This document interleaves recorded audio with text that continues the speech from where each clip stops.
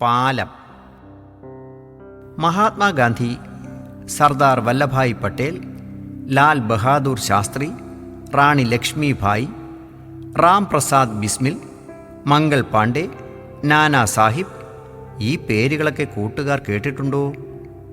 ചിലതൊക്കെ ഉണ്ട്, ചിലതൊക്കെ ഇല്ല. ഇതായിരിക്കും ഉത്തരം. നമുക്ക് സ്വാതന്ത്ര്യം നേടിത്തരുന്നതിന് വേണ്ടി ജീവിതം ഉഴിഞ്ഞു വച്ചവരിൽ പ്രമുഖരാണിവർ. ഇവരൊക്കെ രാഷ്ട്രീയക്കാരാണ്. രാഷ്ട്രത്തിനെ സംബന്ധിക്കുന്നതാണല്ലോ രാഷ്ട്രീയം. എന്നാൽ ഇവരൊന്നും രാഷ്ട്രീയം വഴി ഒന്നും സമ്പാദിച്ചവരല്ല. രാഷ്ട്രത്തിന് വേണ്ടി ജീവൻ പോലും ദാനം ചെയ്തവരാണ് പലരും.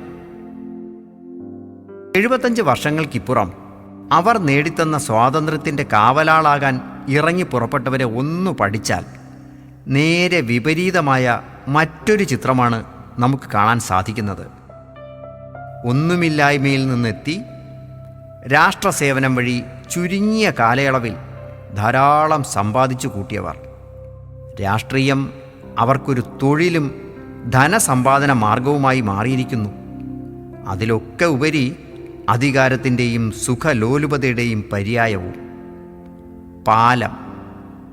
പാലം പൊളിഞ്ഞത് നന്നായി, ഒന്നും കൂടി പണിയാലോ. പാലം പൊളിഞ്ഞത് നന്നായി, ഒന്നും കൂടി പണിയാലോ.